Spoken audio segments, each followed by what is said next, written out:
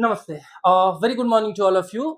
हम ऐसी आशा व्यक्त करते हैं कि आप सारे लोग स्वस्थ होंगे, प्रसन्न होंगे और ठीक तरीके से 72nd बीपीएससी की प्रीलिम्स की परीक्षा की तैयारी कर रहे होंगे। एक छोटी सी कहानी आप लोगों को बताते हैं। महारथी अर्जुन के बारे में आप लोगों ने इतना जरूर सुना होगा कि भाई अज्ञातवास के समय वो आदमी क्या कर रहा था ना, कि निरंतर अपने स्किल को अपग्रेड कर रहा था। जगह जगह तपस्या कर रहा था, विभिन्न देवी देवताओं से अनेक प्रकार के आयुध, अनेक प्रकार के शस्त्र हासिल कर रहा था। अब सोच के देखिए कि वो उतना बड़ा धनुर्धर था, उसको सारे के सारे गुरुओं ने अप्रिशिएट कर रखा था कि इसके जितना अच्छा धनुर्धर इस धरती पर एग्जिस्ट नहीं करता है। तब उस आदमी को क्या जरूरत थी अपने स्किल को अपग्रेड करने की? वो एकदम चादर तान के सोता, अपने भाइयों को बोल देता कि भाई जिस दिन महाभारत का युद्ध होगा उस दिन हमको जगाना, हम आके लड़ेंगे। उसको पता था कि मेरी एक छोटी सी गलती से न सिर्फ हम मारे जाएंगे बल्कि मेरे भाइयों का भी विनाश कौरव कर देंगे। Same thing is applicable here also. ठीक है, 72nd बीपीएससी का जो प्रीलिम्स का परीक्षा है वो पोस्टपोन्ड हुआ है, आगे बढ़ा है, और सारी चीजों के ऊपर बात करेंगे कि कब हो सकता है, कैसे हो सकता है, क्या वो अपरिहार्य कारण हो सकते हैं। ठीक है, लेकिन मोरल ऑफ द स्टोरी ये है कि कंपटीशन इतना ज्यादा है ना कि जहां आप रिलैक्स्ड हुए, जहां आपने अपनी तैयारी को गंभीरता से लेना छोड़ा, वैसे ही समझिए कि बीपीएससी का जो रिजल्ट है वो भी आपका साथ छोड़ देगा। विभिन्न प्लेटफॉर्म्स पर देखेंगे कि जो भी बीपीएससी के सिलेक्टेड बच्चे हैं उनके इंटरव्यू के सेशंस पड़े हुए हैं। जा करके उन बच्चों को एक बार देखिए कि वो कितना अच्छा बोलते हैं, कितना अच्छा उनका थॉट प्रोसेस है। और अगर आपको उन लोगों को हराना है तो आपको भी वैसा बनना होगा, और वैसा बनने का एक ही तरीका है कि प्रीलिम्स के ऊपर मास्टरी करिए, मेंस अच्छे से करिए, अपने थॉट प्रोसेस को इतना क्लियर करिए कि आपके सेलेक्ट होने के चांसेस बढ़े। ठीक है, सारे लोगों को पता ही है कि भैया ये जो एग्जाम है ये अपरिहार्य कारणों से क्या कर दिया गया, कैंसिल कर दिया गया। ठीक है, और वो अपरिहार्य कारण क्या है ये तो बीपीएससी कभी बताएगा नहीं। ठीक है, कि वो अपरिहार्य कारण क्या रहा हुआ है, इसको लेकर के बीपीएससी कभी भी हम लोगों को ब्रीफ नहीं करेगा। जब बच्चों से छोटी छोटी गलतियां होती है ना, तो मतलब तब अपरिहार्य कारण नहीं सामने आते हैं। अगर कोई बच्चा 2 मिनट लेट से सेंटर पर पहुंचा तो उसको नहीं अलाउ किया जाएगा। ठीक है, लेकिन जब आपके तरफ से जब सारी तैयारी हो चुकी है, मतलब बच्चे बहुत अच्छे तरीके से प्रिपेयर कर चुके हैं, तब आपका अपरिहार्य कारण सामने आता है। ठीक है, अ, अब मान करके चलिए कि भैया मानसून का सीजन भी शुरू हो रखा है। ज्योग्राफी में हम लोग पढ़ते ही हैं कि जो नॉर्थ बिहार है, उत्तरी बिहार है, वो बाढ़ से कितना दुष्प्रभावित होता है। तो दैट मीन्स कि आने वाले 1 डेढ़ महीने तक तो एग्जाम कंडक्ट होने के चांसेस नहीं है। उन सारे लोगों के लिए ये एक अपने आप में डिस्गाइज बून हो सकता है, छिपा हुआ वरदान हो सकता है, जिनकी तैयारी अभी कंप्लीट नहीं हुई थी, कॉम्प्रिहेंसिव तरीके से उन्होंने बहुत सारी चीजों को नहीं पढ़ रखा था। ठीक है, क्योंकि बाढ़ के कारण नॉर्थ बिहार आपको परेशान होगा, और ओवरऑल देखिए तो देश ही परेशान होता है। तो सितंबर एंड या अक्टूबर वगैरह मान करके चलिए, अगस्त में होने के चांसेस बहुत नगण्य है। बाकी बीपीएससी मालिक है भाई, जब उनको मन करेगा ना, जब ये अपरिहार्य कारण हटेंगे उस दिन वो लोग एग्जाम ले लेंगे। बट अभी फॉर द टाइम बिंग जो मार्केट में भी चीजें निकल करके आ रही हैं, ठीक है, मेरे कोई विश्वस्त सूत्र नहीं है, लेकिन एक लॉजिकल आदमी बोलेगा कि भाई इसके पहले एग्जाम नहीं होगा। तो यहां से आपको 1.5 महीने 2 महीने का समय न्यूनतम मिल रहा है। क्यों ना उस समय को अर्जुन की तरह यूटिलाइज किया जाए और इतना अच्छा पढ़ा जाए कि भाई जो मेरिट लिस्ट आए प्रीलिम्स का उसमें मेरा नाम आए ही आए। ठीक है, अ, दो बीपीएससी पहले आप लोगों को पता ही होगा कि एग्जाम के दिन क्या हुआ था ना, कि बहुत सारी जगहों पर बारिश वगैरह जैसी चीजें हुई थी, मतलब घनघोर अंधेरा छा गया था और बच्चों को उसके बिहार पर कोई एक्स्ट्रा समय नहीं। एक चीज, दूसरा, इस बार इन लोगों ने ये भी कर रखा है कि भाई आप जो भी क्वेश्चन अटेम्प्ट नहीं कर रहे हैं ना, उनको भी, उन बबल्स को भी आपको फिल करना है। ठीक है, तो इस चीज का भी एक बार आप लोगों को अभ्यास कर लेना चाहिए। वो भी 4-5 मिनट लेगा आखिर के आपके। अगर उस प्रैक्टिस को भी आप एक्सिक्यूट नहीं कर पा रहे हैं तो सीधे आपके 10 12 15 क्वेश्चन जितने भी आपने छोड़े होंगे वो मार्क्स कट जाएंगे। और मेरे हिसाब से ये अच्छा मूव है। देखिए, बीपीएससी को हर जगह आप क्रिटिसाइज नहीं कर सकते, ये नहीं कह सकते कि समय कम पड़ेगा। कम पड़ेगा तो सबके लिए कम पड़ेगा। ठीक है, आप अच्छे तरीके से, मतलब आपके लिए 2 घंटे, तो आपके बगल में बैठा हुआ जो बच्चा है उसको 1 घंटा एक्स्ट्रा थोड़े मिल रहा है। और वैसे भी रूल मेकर वो है, तो जैसे वो बनाएंगे वैसे तो हम लोगों को चलना ही पड़ेगा। ठीक है, तो पहला चीज कि ये जो भाई साहब यहाँ पे बैठे हुए हैं ना, उनकी तरह आपको दुखी होने का जरूरत नहीं है। आप क्या करिए ना कि ठीक से अपनी तैयारियों को अंजाम देना प्रारंभ करिए ताकि आप बहुत अच्छे तरीके से इस एग्जाम में सेलेक्ट ही हो। ठीक है, अगला चीज देखेंगे कि क्या और इंपॉर्टेंट चीजें हो सकती हैं आपके लिए, क्या आपको करने की जरूरत है आगे आने वाले 2 महीनों में। जो भी बच्चे बहुत अच्छे तरीके से पढ़ते आए हैं, निरंतर उनका प्रीलिम्स वगैरह क्लियर होता रहा है, सम हाउ मतलब 2-3 मार्क्स से मेंस में रह गए, इंटरव्यू में रह गए, उन सारे बच्चों को तो सारी कहानी पता होगी। बट अगर आप फ्रेशर हैं तो आपको कुछ चीजों के ऊपर हम ब्रीफ कर देते हैं जल्दी जल्दी। ठीक है, कट ऑफ यहाँ पर देख सकते हैं। पहले क्या होता था ना, 67 बीपीएससी का पेपर एकदम वन लाइनर था, बहुत आसान सा पेपर था, तो कट ऑफ 113 चला गया। 70 बीपीएससी में जो कट ऑफ गया हुआ है वो 91 गया हुआ है। और लास्ट वाला जो पेपर है ना, 71 बीपीएससी का जो पेपर है, उसमें भी cut off as high as 88 गया है, जबकि वो पेपर रिलेटिवली क्या था ना, डिफिकल्ट था। ठीक है, पहले के 67 बीपीएससी वगैरह से कंपेयर करेंगे तो, हालांकि रिलेटिव शब्द क्या होता है, मतलब जो टफ या आसान पेपर होता है ये रिलेटिव होता है। आपका टफ पेपर मेरा आसान हो सकता है एंड वाइस वर्सा। ठीक है, तमाम कोचिंग प्लेटफॉर्म पे जाकर के देखेंगे ना तो 71 बीपीएससी का जो कट ऑफ था ना, वो मतलब 85 से ज्यादा संभवतः किसी ने बताया ही नहीं, बट फिर भी 88 गया। तो दैट मीन्स कि मार्केट में ऐसे लड़के हैं, कंपटीशन है, मार्केट में ऐसे लड़के हैं जो वास्तव में अच्छा पढ़ रहे हैं, अच्छी तैयारी कर रहे हैं। और अगर आपको रिजल्ट लेना है अपना बीपीएससी प्रीलिम्स का, तो उन बच्चों को हराना होगा। बोलते हैं कि लाइन को छोटा करने का 2 रास्ता है, एक तो लाइन को कट कर दीजिए, कट करना मतलब वो आप 5 लाख कैंडिडेट्स को कैसे रोकेंगे एग्जाम देने से, वो संभव नहीं है। दूसरा एक तरीका होता है कि भाई अपनी लाइन इतनी बड़ी कर लीजिए कि उस सामने वाले की लाइन स्वतः छोटी हो जाए। हम इतना अच्छे तरीके से पढ़ें कि सामने वाला कुछ भी पढ़ रखा हो उससे 5 मार्क्स का हमको एज हो। ठीक है, तो एक ये चीज है। दूसरा एक इंटरेस्टिंग बात जिस पे हम लोग बात करेंगे कि यूजुअली क्या होता था ना कि 30 क्वेश्चन ये लोग पूछते थे हिस्ट्री से। ठीक है, 30 से लेकर के 35 क्वेश्चन पूछते थे हिस्ट्री के। ठीक है, उसमें ये जो ब्रैकेट में देख रहे हैं 699, ये क्या है, बिहार का रेफरेंस है। साइंस से भी ये लोग कंटिन्यूअसली 30 क्वेश्चन पूछते थे। इसके अतिरिक्त चले जाइए तो जो ज्योग्राफी वाला सेक्शन है, मतलब हिस्ट्री और साइंस से 30-30 क्वेश्चन हो गए। ज्योग्राफी वाले क्वेश्चन से ये लोग क्या पूछते थे, सेक्शन से ये लोग 20 क्वेश्चन पूछते थे। उसमें भी ज्यादा वेटेज ये लोग देते थे इंडियन ज्योग्राफी को और बिहार की ज्योग्राफी को। ठीक है, एक चीज हुआ। पॉलिटी से लोग 15 क्वेश्चन पूछते थे, एप्टीट्यूड और लॉजिकल रीजनिंग से 10 पूछते थे, और साथ साथ 30 क्वेश्चन पूछते आए थे लोग करंट अफेयर से। और इस प्रकार से 150 मार्क्स होते थे। लेकिन लास्ट पेपर में क्या हुआ है ना कि इन्होंने करंट अफेयर्स का वेटेज बढ़ा के 45 कर दिया, और इकोनॉमिक सेक्शन जिससे 15 क्वेश्चन पूछे जाते थे ना, वो ट्रेडिशनल तो पेपर ही नहीं था, मतलब करंट अफेयर्स बेस्ड चीजें थी। मतलब इकोनॉमिक्स के जो भी आपको कोर कॉन्सेप्ट हो गए उनके ऊपर क्वेश्चन नहीं पूछा गया। उन 15 क्वेश्चन को भी इसी करंट अफेयर्स वाले सेक्शन में समेट दिया गया। मतलब जीडीपी का परिभाषा, ये जो भी ट्रेडिशनल क्वेश्चन कि इन्फ्लेशन बढ़ने घटने से लोन देने वाले लेने वाले के ऊपर क्या प्रभाव पड़ता है, ऐसे ट्रेडिशनल क्वेश्चन नहीं पूछे गए। ठीक है, तो अब करंट अफेयर्स को लेकर के रिसेंटली मैं एक सेमिनार में बच्चों को एड्रेस कर रहा था, और वहां पे बहुत सारे बच्चों का ये कंसर्न था कि सर करंट अफेयर्स कैसे पढ़े। ठीक है, संभवतः आप लोगों में से भी कुछ लोगों का होगा ये कंसर्न। तो इस सारी चीजों के ऊपर हम लोग डिटेल में बात करेंगे कि इस बार आपको क्या अच्छा करने की जरूरत है। ठीक है, तो 45 क्वेश्चन करंट अफेयर्स के हैं, हो सकता है इस बार भी वही पैटर्न रहे, और क्वेश्चन वास्तव में करंट अफेयर्स के अच्छे थे। ठीक है, इवन एईडीओ का पेपर आया, वो इकोनॉमिक्स वगैरह में इतने टफ क्वेश्चन पूछे गए कि बच्चों ने बोला कि भाई लगता है कि यूपीएससी, बहुत सारे मीम्स बनेंगे, लग रहा है कि यूपीएससी का पेपर दे रहे हैं, या जिनने फॉर्म नहीं भरा उनका था कि भाई अच्छा हुआ फॉर्म के पैसे बच गए। ठीक है, तो जोक्स अपार्ट, फॉर्म आपने भर दिया है, एग्जाम आपको देना है, या तो पूर्ण मनोरथ के साथ, पूर्ण मनोबल बनाए रखते हुए जाकर के एग्जाम दीजिए, एग्जाम में सेलेक्ट होइए, मिठाई अपने घर में बांटिए, संभव हो तो हम तक भी पहुंचाइए।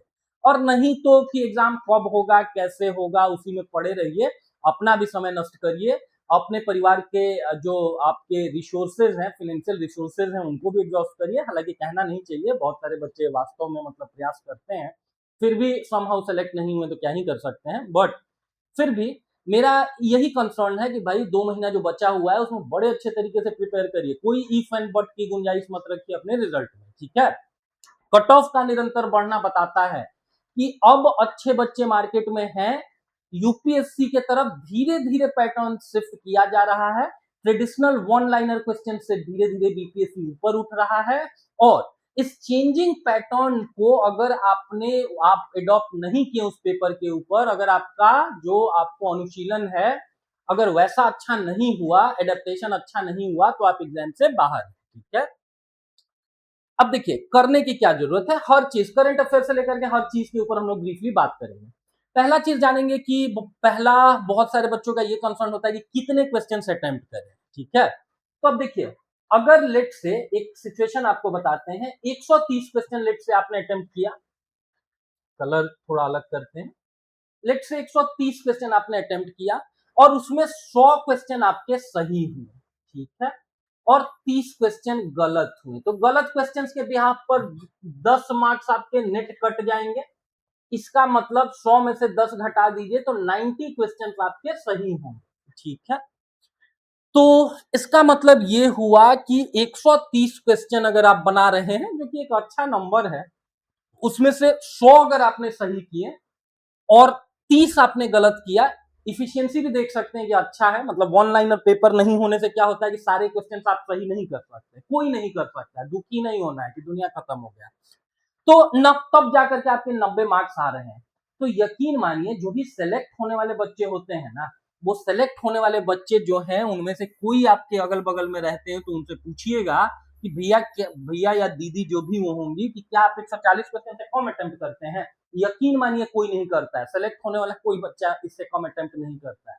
110 सही करने का प्रयास करिए, 30 गलती होंगे तो भी नेट आपके 100 मार्क्स आएंगे, ठीक है। एकदम कट ऑफ के आसपास रहने का नुकसान ये होता है ना कि लेट से आप एग्जाम दे करके आए, कट ऑफ 90 जाने के चांसेस हैं, आप भी 90, 91, 92 पर ही जा रहे हैं।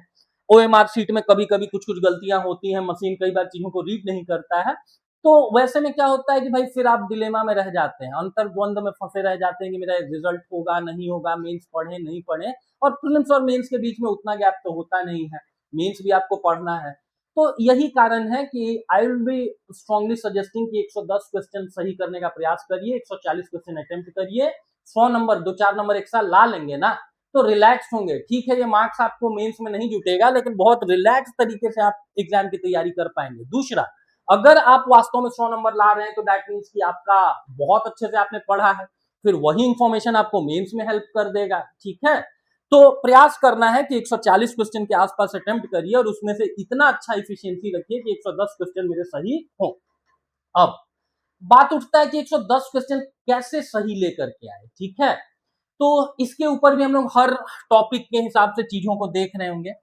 देखिए हिस्ट्री एक ऐसा टॉपिक है ना जिसको यूजुअली अभी तक बीपीएससी ने कोई बहुत टफ पेपर नहीं पूछा हुआ है। एनसीईआरटी पढ़ लीजिए, नई पुरानी दोनों पढ़ लीजिए, ठीक है। इसके अतिरिक्त अगर आप लोग वन लाइनर कोई किताब पढ़ते हैं जैसे लूसेंट हो गया या क्राउन पब्लिकेशन का, तो उसको भी पढ़िए।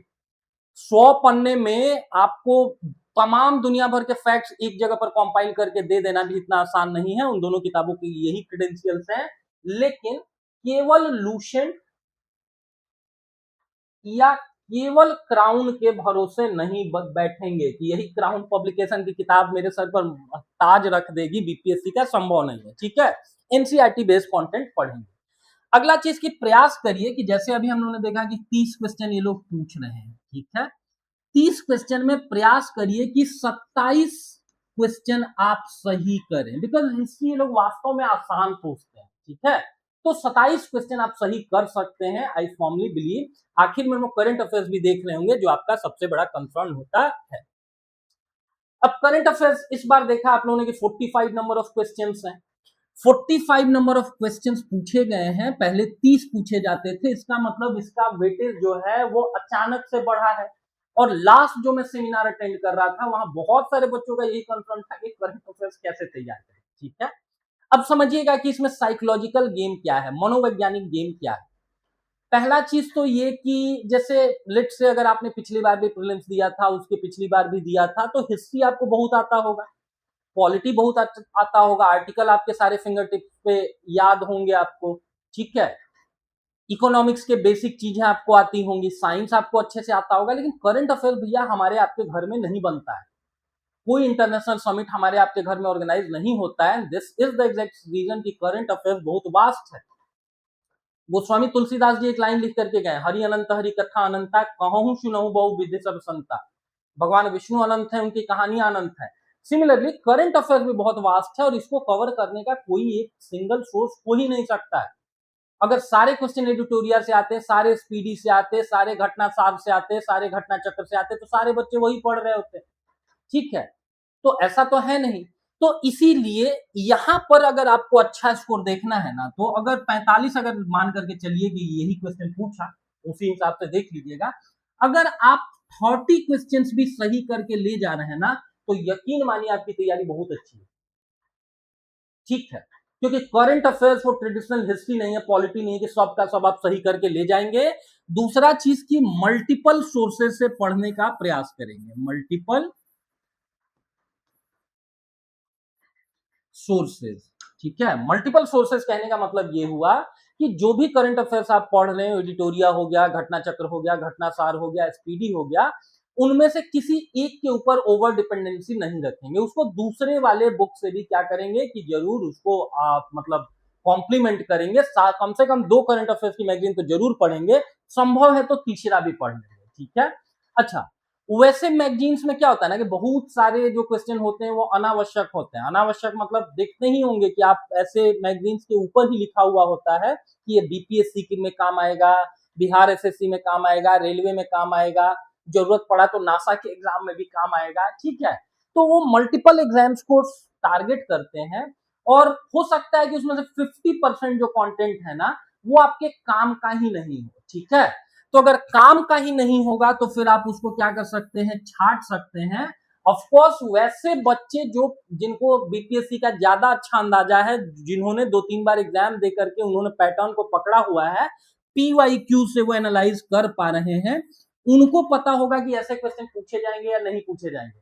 हम भी अपने प्लेटफॉर्म पर ना घटना जो चक्र है ये और घटना सार भी हम शुरू करेंगे, तो उन चीजों को आप मेरे प्लेटफॉर्म से भी देख सकते हैं। हम वही पैटर्न, वही क्वेश्चन, वही फैक्ट उठा रहे होंगे घटना चक्र से, या और भी अगर आप लोगों का सपोर्ट मिला, प्रेम मिला और वो सारी चीजें फ्री ऑफ कॉस्ट है, तो और भी मटेरियल आप लोग बोलेंगे तो हम कवर कर देंगे। ठीक है, तो हमेशा ध्यान में रखेंगे कि देखने में हो सकता है कि करंट अफेयर्स की मैगजीन मोटी लगे, लेकिन एक्चुअली में उसको अगर आप इफेक्टिवली पढ़ेंगे तो बहुत कम होगा। मल्टीपल सोर्सेस को देखेंगे, पीवाईक्यूज को देखेंगे, और जो भी आपने पढ़ा है ना उनको एमसीक्यूज के थ्रू प्रैक्टिस करेंगे। ठीक है, और एक चीज और कि वन लाइनर फैक्ट से हट करके आप अब मल्टीपल स्टेटमेंट वाले क्वेश्चंस को भी थोड़ा देखने का प्रयास करिए। ठीक है, पहले वो करंट अफेयर में बीपीएससी पूछता था कि भैया एचडीआई में इंडिया की रैंकिंग बता दो, अब हो सकता है 3 स्टेटमेंट होंगे, पहले में एचडीआई का इतिहास होगा, दूसरे में किस लोगों ने उनको ड्राफ्ट किया हुआ है, क्या तरीका है एसडीआई के मापन का, और तीसरा स्टेटमेंट होगा कि भारत की रैंकिंग ये है। और करंट अफेयर्स की मैगजीन में क्या होता है, वो वन लाइनर फैक्ट्स देते हैं बहुत सारी जगहों पर। तो कम से कम घटना जो चक्र है वो ज्यादा अच्छा मैगजीन है, ज्यादा स्टैंडर्ड मैगजीन है, बहुत सारी चीजों को डिटेल में दिया गया होता है, या प्रतियोगिता दर्पण हो गया, तो उनको एक बार वैसी किसी मैगजीन को भी जरूर रिफर करेंगे। ठीक है, और 30 क्वेश्चन अगर आप सही करके ले जा रहे हैं तो आपकी तैयारी बहुत अच्छी है।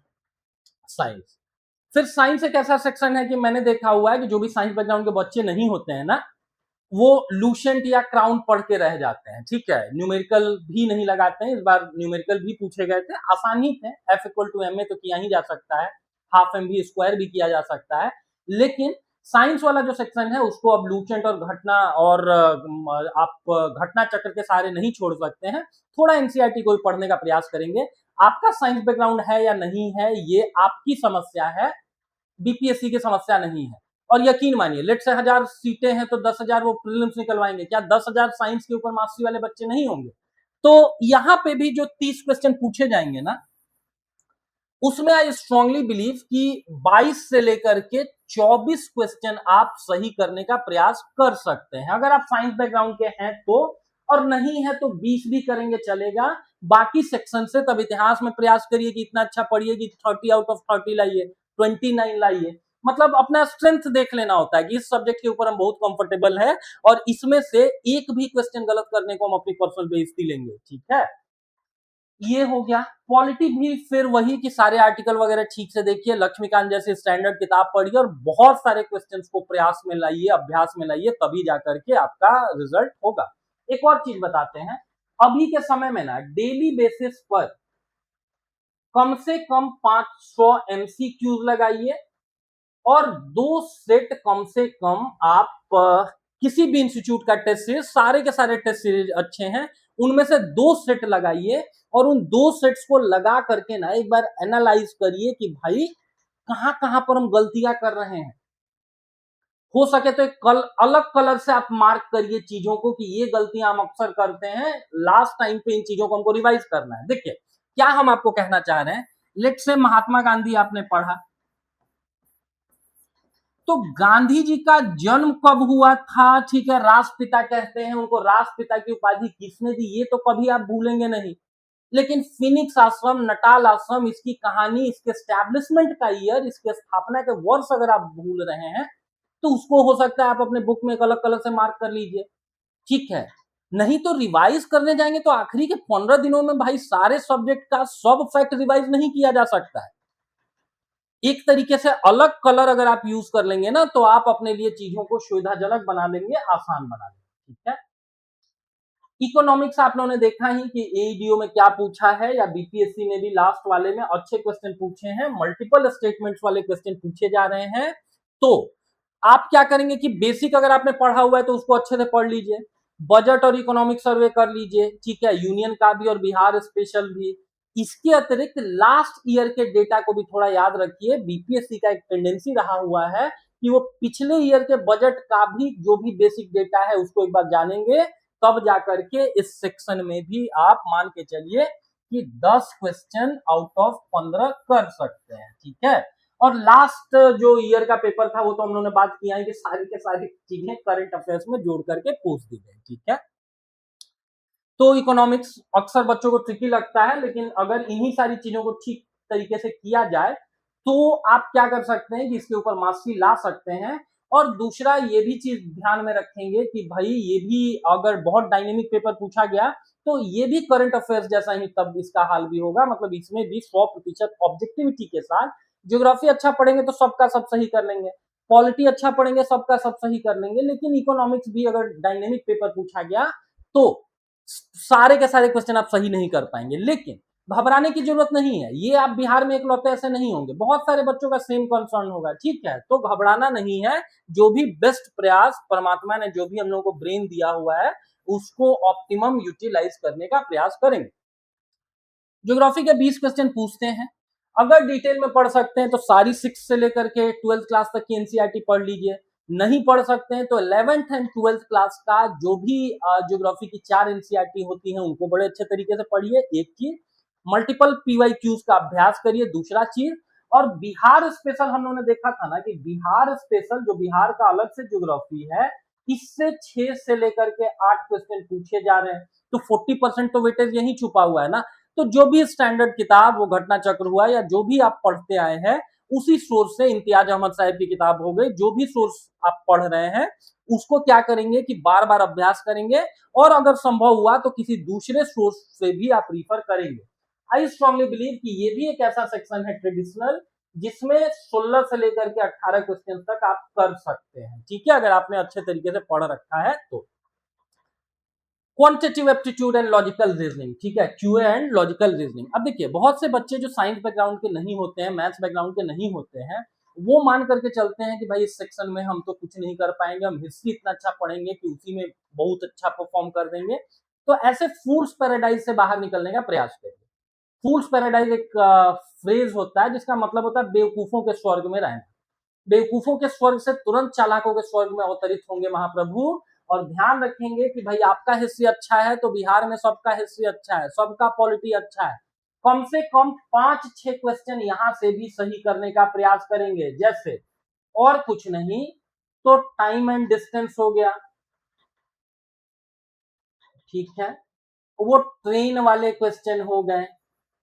कैलेंडर का क्वेश्चन मैंने देखा हुआ है कि अक्सर ये लोग पूछ देते हैं, तो ऐसे सेक्शंस को करेंगे। और लॉजिकल रीजनिंग में भी कुछ क्वेश्चन आप जरूर बना सकते हैं।